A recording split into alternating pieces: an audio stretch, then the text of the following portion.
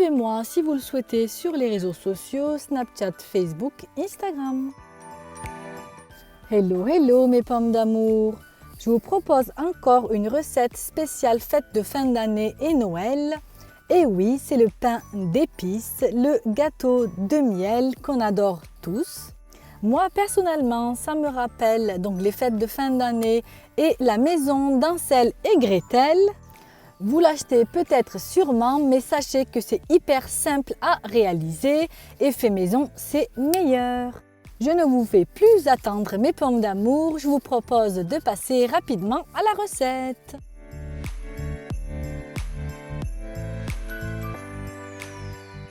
Vous aurez besoin de 8 g de mélange spécial pain d'épices que vous trouvez dans les grandes surfaces. Si vous n'en avez pas de souci, regardez la description de ma vidéo et vous verrez que ça peut être remplacé par les épices. De 250 g de farine, de 250 g de miel, de 40 g de sucre en poudre, de 30 g de cassonade, de 10 centilitres de lait, de 2 œufs, d'un sachet de levure chimique et d'une pincée de sel.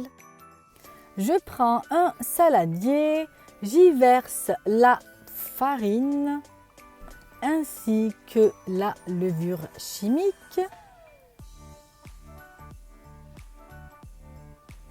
le sucre en poudre, la cassonade et enfin le sel. Et je mélange l'ensemble.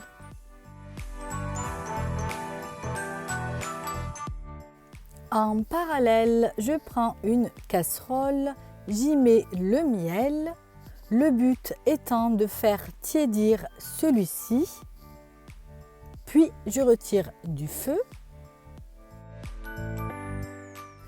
Hors du feu, j'y ajoute le lait, je mélange l'ensemble, puis je l'incorpore dans le mélange à base de farine, levure, sucre, cassonade et sel, sans cesser de remuer.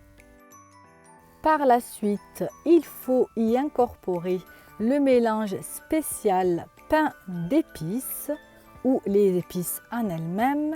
Et dès que ce mélange est bien homogène, j'y incorpore déjà un œuf, puis je remue.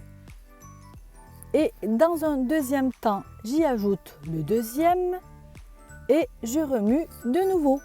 Il faut bien les ajouter un par un, mes pommes d'amour.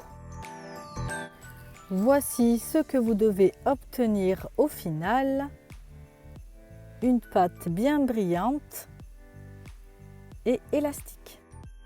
Après avoir beurré mon moule ou si vous le souhaitez, chemiser de papier sulfurisé, je verse la préparation dans celui-ci. Direction le four préchauffé à 160 degrés durant environ 1 heure.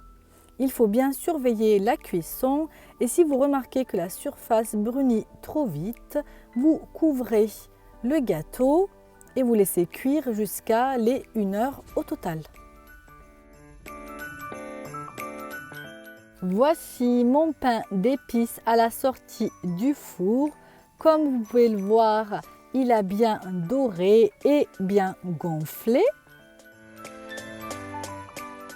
Après refroidissement, je démoule mon gâteau. L'avantage d'avoir un moule en silicone, c'est que ça ne colle pas. Observez mes pommes d'amour.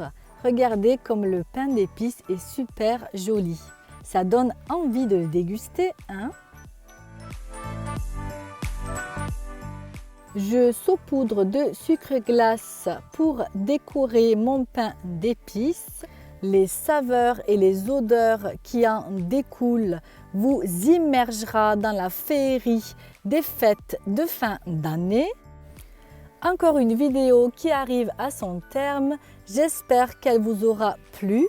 N'hésitez pas, comme d'habitude, liker, commenter, partager. Je vois que vous êtes de plus en plus nombreux à me suivre sur ma chaîne. Ça me fait énormément plaisir. Ça prouve que je dois continuer. Je vais vous montrer ce que ça donne à la découpe comme à chaque fois. Voilà, regardez la couleur, l'aspect. Ça vous donne envie de déguster, hein? N'hésitez pas à liker, commenter, partager. Je veux une explosion, mais une explosion de pouces bleus. Prenez soin de vous, la vie est belle, profitez-en, entourez votre famille, vos amis. Moi, pour ma part, je vous dis à une prochaine vidéo. Ciao, ciao mes pommes d'amour!